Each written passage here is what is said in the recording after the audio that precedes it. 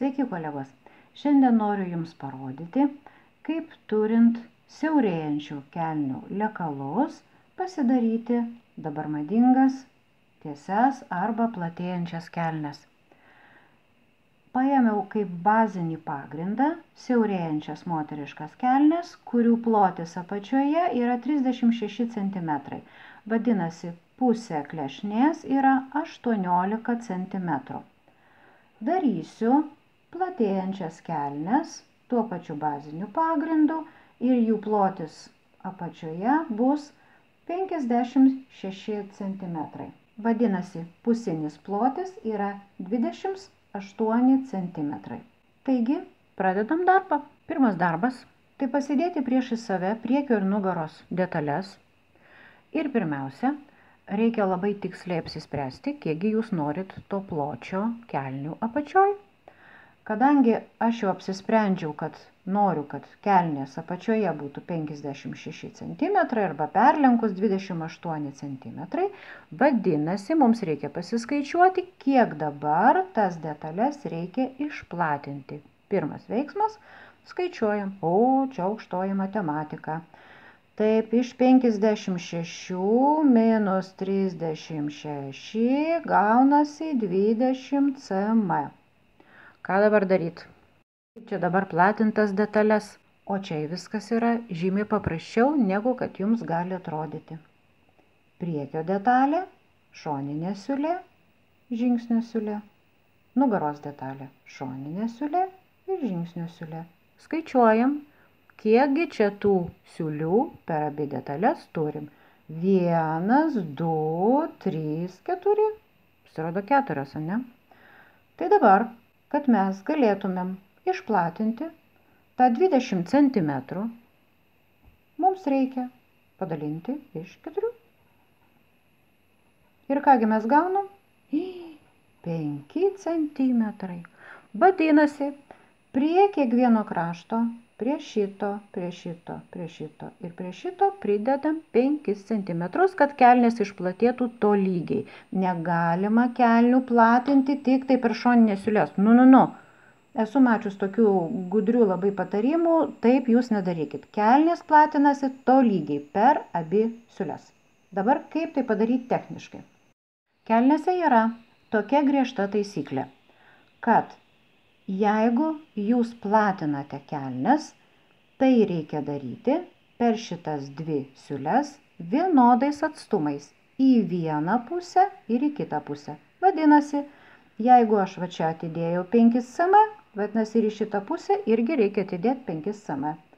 Čia atidėjau 5 ir čia atidėjau 5. Atidedam. Dabar iki kur reikia suvažiuoti į 0. Jeigu jūs nenorite, kad per klubus kelnės išplatėtų, vadinasi, reikia iki klubų sueiti į 0. Dažniausiai plačiausia vieta yra va šita, ties klubais. Tarp kitko, klubo aukštis yra labai skirtingas. Pas vienas gali būti 20, pas kitas 25.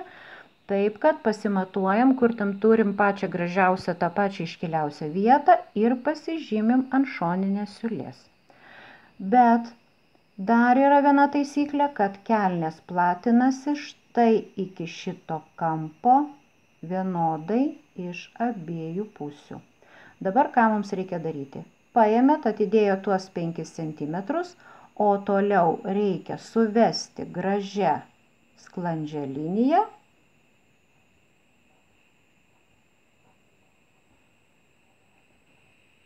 Taip. Ir čia į šitą kampą galite suvedinėti į 0, arba jeigu yra didesnis dydis, čia turėsite tokį labai nedidelį išlinkimą. Einam. Suvedam. Su nugara yra lygiai tas pats.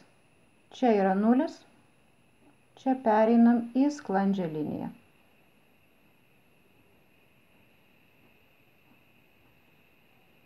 Nugaroj šitas kampas yra didesnis, vadinasi, iki pat viršaus beveik nesigaus, jeigu mažesnis dydis, o čia pereinam va taip pat į tuos 5 cm.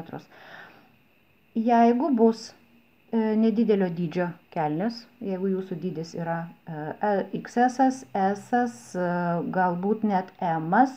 Gali būti taip, kad jūs jau kai norėsit tiek išsiplatinti, tai į šitą kampą gali sueiti į 0.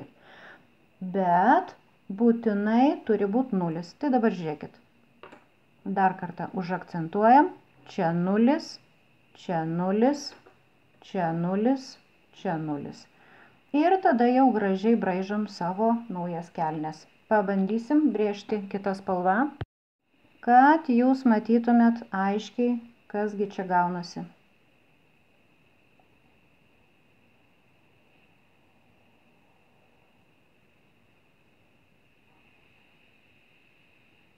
Viena pusė.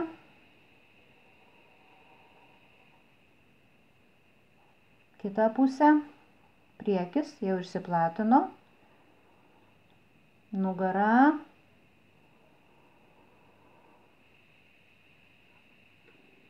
Viena dalis. Ir kita dalis. Štai taip. Jūsų matmenų kryptis nepasikeitė. Čia yra kanto linija.